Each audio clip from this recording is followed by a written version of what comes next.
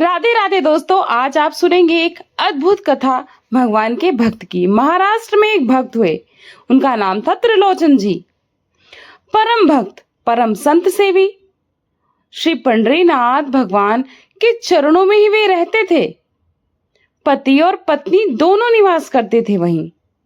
उनकी कोई संतान नहीं थी, इसीलिए उन्होंने जीवन भर एक नियम अपनाया था कि जो भी धन इत्यादि उनके पास था, जो भी वैभव था, उन्होंने वह पंढरपुर आने वाले वैष्णवों की सेवा में खर्च करके और उसका पुण्य प्राप्त करने का मन बना लिया था। यहाँ इतने दर्शनार्थी आते थे, भोजन प्रसादी सामग्री इत्यादि सब वे ही आयोजन करते थे। तो श्री त्रिलोचन जी पंढरपुर आने वाले दर्शनार्थियों को घर बुलाकर प्रेम से भोजन करवाते थे, प्रेम से भोजन पवाते थे। और जितने भी दर्शनार्थी ठाकुर जी के दर्शन करके पंढरपुर से जाते थे, वो अन्य संतों को कह देते थे कि बोले कहाँ जा रहे हो? बोले पंढरपुर जा रहे। बोले भैया पंढरपुर जा रहे हो तो त्रिलोचन जी के यहाँ जाना, उनके यहाँ भोजन प्रसादी बहुत बढ़िया संतों के लिए अनुकूल बनती है।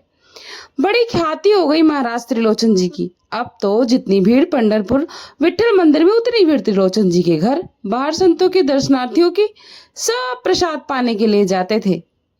और त्रिलोचन जी और उनकी पत्नी बहुत खुश होकर इन संतों की सेवा करते थे और कहते थे ये तो हमारा सौभाग्य है। धीरे धीरे दोनों वृद्धावस्था को प्राप्त हो गए। वृद्ध हो गए तो अब इतनी सामग्री बना नहीं पाते थे, कोई सेवक भी नहीं था, स्वयं बनाते थे पति पत्नी मिलकर। अब तो ऐसा हो जाता, कभी कभी दाल लग जाती, जल जाती, तो कभी रोटियां सेकते सेकते रोटियां ही जल जाती थी। वृद्ध अवस्था में थक भी गए थे बहुत ज्यादा, तो प्रसाद पवाते तो थे, संत जन बेचारे प्रेम से स्वीकार तो करते थे, पर अब स्वाद नहीं होता था। तो बेचारे जैसा था उनको पाते थोड़ा बहुत पाकर चले जाते, यानी कि खाकर चले जाते। धीरे धीरे संतों का आगमन कम होने लगा। त्रिलोचन जी इस बात पर बड़े परेशान हुए, दुखी भी। बोले भैया संत हमारे घर आना बंद हो गए, हम क्या करें? तो श्री त्रिलोचन जी महाराज ने बाहर एक बड़ा सा कुछ होर्डिंग जैसा लगा दिया। उस पर लिख दिया कि अंदर कोई संत सेवा आदि के लिए एक सेवक की आवश्यकता है। अगर किसी के अंदर सेवा भाव हो तो वह आकर भीतर संपर्क करे। सेवा ब्रजवासी सेवा, गांव सेवा, इन सभी सेवाओं के प्रकल्प में यदि आप सेवक की कामना करोगे तो कहीं ना कहीं किसी न किसी रूप में ठाकुर जी तो आएंगे ही आएंगे सेवा के लिए। त्रिलोचन जी ने बाहर लिख दिया कि भाई संत सेवा के लिए एक सेवक की आवश्यकता है। यदि कोई सेवा भावी सेवा करना चाहता है तो भीतर आकर हमसे संपर्क करे। यह बोर्ड पढ़ लिया हमारे श्री पंडरीनाथ भगवान ने, और विठल भगवान एक छोटे से बालक का रूप धारण करके त्रिलोचन के यहाँ खुद पहुंच गए। त्रिलोचन जी के यहाँ पहुंचे, त्रिलोचन जी बैठे हुए थे। बोले साहब जी, आपने बाहर लिख रखा है संत सेवा के लिए यदि कोई इच्छुक है तो भीतर आकर संपर्क करे। मुझे सेवा करनी है, मेरी बहुत इच्छा है। त्रिलोचन जी और उनकी पत्नी देखे, बोले और हंस पड़े, कितना छोटा सा बालक है और कितना प्यारा है। ये तुम्हारे माता पिता नहीं है क्या? उन्होंने पूछा। तब वो बड़े ही मासूम भाव से त्रिलोचन जी और उनकी पत्नी को देखने लगे।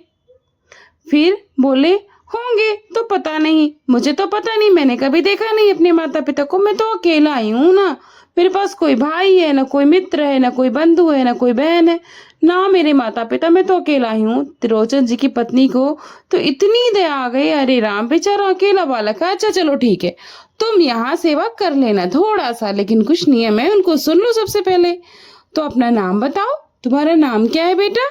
विठल भगवान ही तो थे, वो तो छोटे से बालक के रूप में गए थे। बोले मेरा नाम है अंतर्यामी। अंतर्यामी, ये कैसा नाम है? लेकिन खुशकर त्रिलोचन जी सुनकर तो ऐसा लगता है जैसे सच में आप अंतर्यामी हो। ऐसा बोलकर प्रसन्न हुए। अच्छा बेटा अंतर्यामी, सेवा करोगे? बोले ये सेवा करना तो मेरा जन्म जन्मांतर का काम है, मैं तो यही करना चाहता हूँ। संतों की सेवा करना, वैष्णवों की सेवा करना, भक्तों की रक्षा करना, यह मेरा जन्मसिद्ध अधिकार है, मैं इसी के लिए तो आता हूँ। त्रिलोचन जी और उनकी पत्नी एक दूसरे को मुंह देखकर बोले, नेक सा बालक है लेकिन बोलता कैसे है? ठाकुर जी तो सत्य ही बोल रहे हैं। पर वो दोनों बच्चे को छोटा समझकर उसकी बात में थोड़ी सी शंका कर रहे थे। चलो अच्छा, सुबह एक सब्जी बनानी पड़ेगी, दाल बनानी पड़ेगी, और हमारे यहाँ लगभग 1,00,000 संत आते हैं, उनके हिसाब की रोटी भी बनानी पड़ेगी। और बेटा तुमको सब करना पड़ेगा, हम थोड़ा बहुत सहायता कर देंगे, हमसे ज्यादा बनता नहीं है, तुमको ही सब सिद्ध करना पड़ेगा। अंतर्यामी भगवान बोले बिल्कुल निश्चित रहो, हम खीर भी बनावेंगे, हम रबड़ी भी बनावेंगे, हम रायता भी बना दिया करेंगे, हम तो 2-4 सब्जी और बना दिया करेंगे। त्रिलोचन जी बोले नेक सो बालक है, जानते हो हम क्या बोल रहे हो, दुनिया का कोई भी काम नहीं जो हमको नहीं आता, हमने एक सुना है, सुनिए, झाड़ू पोछा बर्तन भी हम कर दिया करेंगे। त्रिलोचन जी तो बहुत खुश हुए, बड़ा बढ़िया सेवक मिला यार। लेकिन भगवान बोले लेकिन सुनो, एक शर्त है। त्रिलोचन जी बोले तुम्हारी जो भी शर्त है हमें मजबूत मंजूर है। बोले क्या शर्त है भैया बता दो। बोले हमारी पहली शर्त यह है कि हम दुनिया को बनाकर खिलाएंगे, लेकिन हमको आप बनाकर खिलाएंगे, हम आपके हाथ का ही बना खाएंगे, हम आपके हाथ का बना खाते हैं, यही वास्तविकता है। ठाकुर जी पूरी दुनिया को पवाते हैं, लेकिन स्वयं भक्त के हाथ से ही बना पाते हैं। ठाकुर जी बोले हम सारे संतों को बनाकर पवाएंगे, लेकिन हम आपके हाथ का ही बना खाएंगे, आपको हमारे लिए बनाना ही पड़ेगा। त्रिलोचन जी की पत्नी बोली छोटा सा बालक है, इसका आधे हाथ का तो हाथ है, इसका पेट छोटा सा, एक रोटी में जग जाएगा, इसके लिए तो मैं बना दिया करूंगी। ठीक है लल्ला, तुम बिल्कुल चिंता मत करो, तुम्हारे लिए हम भोजन बना दिया करेंगे। हमारी एक शर्त और सुन लीजिए फिर। बोले क्या, हम कितना भी खाएं, हमको टोकना नहीं कभी इतना क्यों खा रहे हो, ऐसा कहना नहीं कभी। त्रिलोचन जी बोले भैया हम क्यों टोकेंगे, तुम बढ़िया बढ़िया 2-3 रोटी खा लोगे।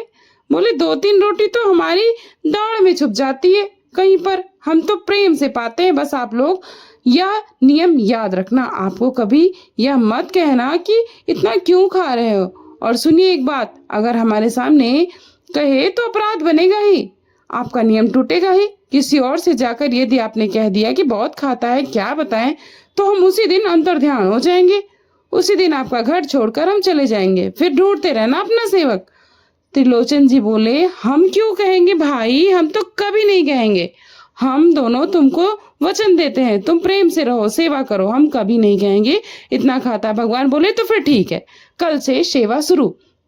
अगले दिन महाराज त्रिलोचन जी पति पत्नी उठे, सुना अरे ब्रह्म मुहूर्त में देखा तो महाराज भीतर ठाकुर जी बढ़िया बढ़िया अपनी कमर में कसकी बना रहे थे खाना, मुख पर कपड़ा लगा के कढ़ाई चला रहे थे, बना रहे थे दाल एक हाथ से, फिर दौड़ कर जाते दूसरी कढ़ाई पर, वहां पर खीर बना रहे थे, फिर पूरी उछाल उछाल करके वहां धर रहे थे पूड़ी।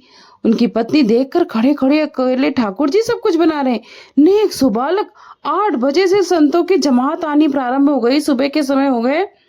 महाराज अकेले ही पत्तल लेकर दौड़ते दौड़ते सारे पत्तल संतों को पत्तल बांट आते, फिर अकेले ही सामग्री लेकर जाते और सब सेवकों को बांटते। त्रिलोचन जी कोई सामग्री लेकर जाए तो ठाकुर जी खुद आ जाते, बाबूजी आप बैठो मैं ला रहा हूं ना, आप परेशान मत हो, सब कुछ नहीं तो फैल जाएगा, मैं क्या कर रहा हूँ, मैं सब कुछ कर लूंगा अकेले।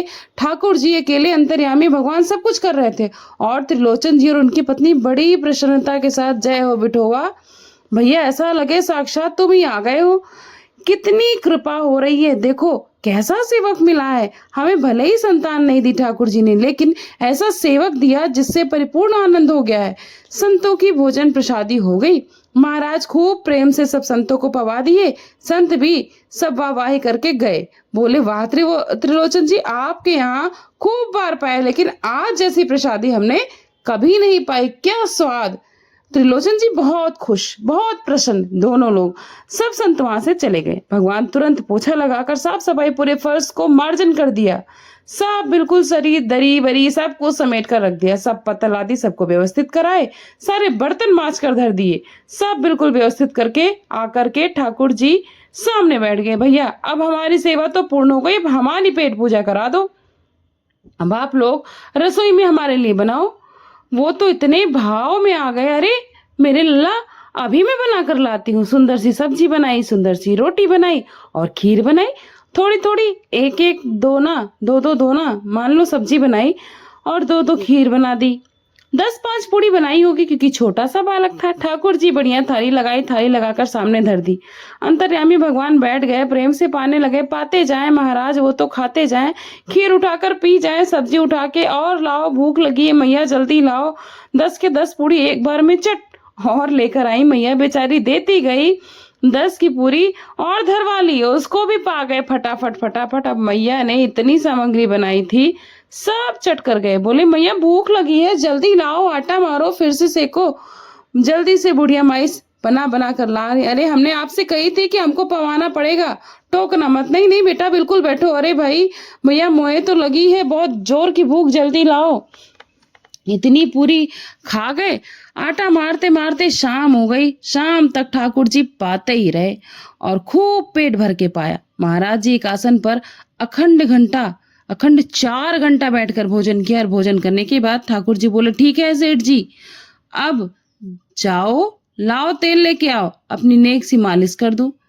तब वो तेल लेकर आया त्रिलोचन जी और उनकी मालिश करने लगे विट्ठल जी, यानी कि अंतर्यामी भगवान। अब त्रिलोचन जी बड़े असमंजस में कि पहले तो ये इतनी देर सुबह से शाम तक दौड़ाए और अब हमारी मालिश कर रहे हैं। लेकिन भाई भगवान की लीला है, सभी के समझ में नहीं आती। और त्रिलोचन जी ठहरे भक्त, कुछ तो उनके मन में समझ में आने लगा था। और बुढ़िया माई भी कुछ नहीं बोली। तीसरे दिन उनके मन में एक विचार आया। बोले ये क्या कर लिया हमने, सुबह जितना भोजन बनाना चाहिए उतना तो ये अकेले ही पाता है। सुबह संतों का यह बना देता और फिर शाम को इसके लिए जितना बनता है वो तो संतों के बराबर ही बैठता है पूरा। लेकिन कहते हैं ना, तुमको याद नहीं उसने कहा था हमें कभी कहना नहीं। बोले हाँ नहीं नहीं ध्यान रखूंगी, नहीं कहना है हमें। लेकिन अंतर्यामी भगवान तो खूब प्रेम से घर के सारे काम कर रहे हैं।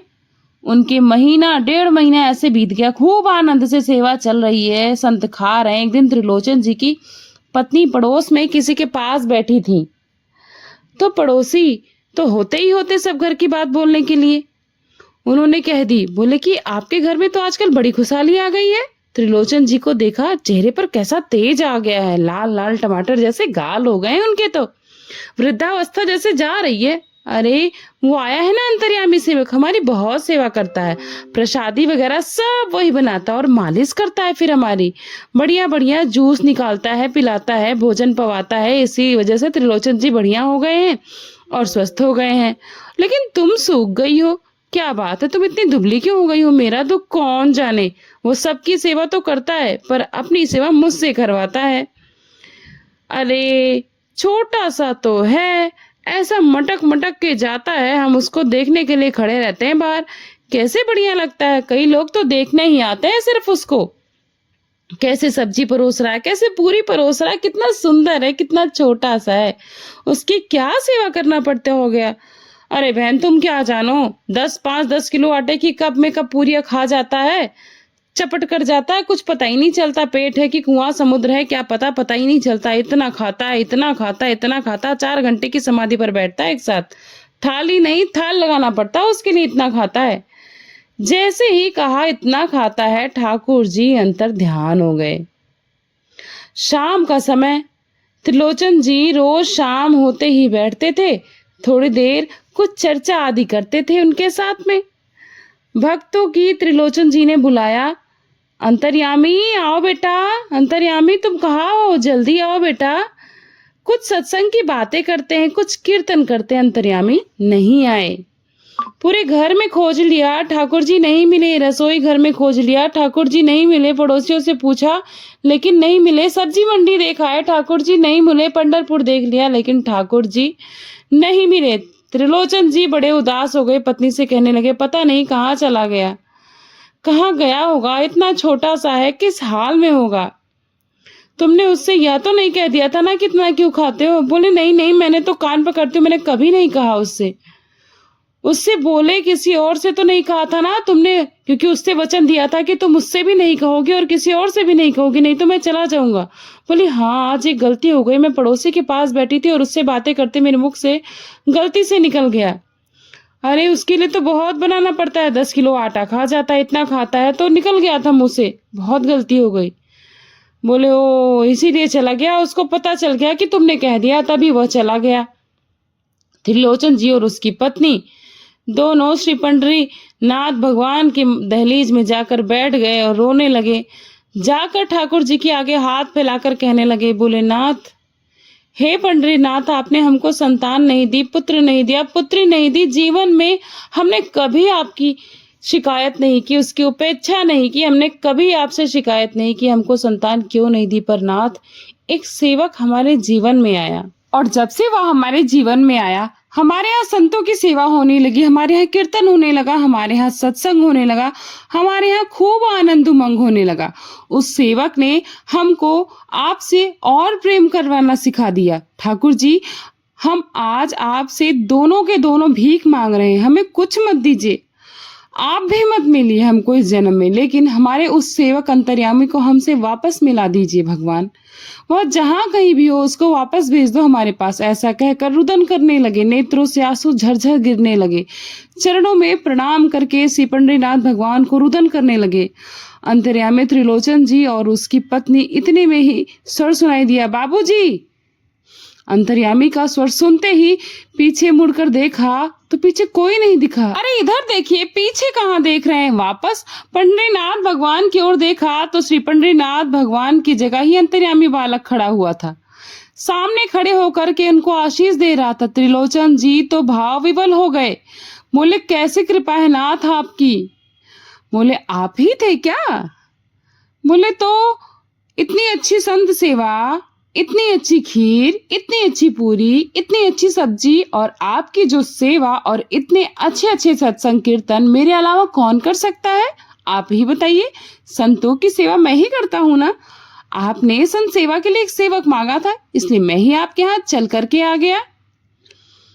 और श्री त्रिलोचन जी पर अद्भुत अद्भुत कृपा करके भगवान ने उनको कृतार्थ कर दिया और वे भगवान के लोक को जीते जागते ही पहुंच गए। ऐसी होती है संतों पर भगवान की कृपा, ऐसी होती है निस्वार्थ भक्ति करने पर भगवान की कृपा। तो ये बहुत सुंदर सी छोटी सी कथा थी। आशा करती हूँ आप सभी को इस कथा से लगाव हो गया होगा, मुझे तो हो गया। और अच्छा लगा हो तो वीडियो को लाइक करिएगा, चैनल को सब्सक्राइब करिएगा, ज़्यादा से ज़्यादा शेयर करिएगा। मिलती हूँ नए अध्याय के साथ। Thanks for watching. पूर्णिमा के शुभ। राधे राधे। जय श्री कृष्ण।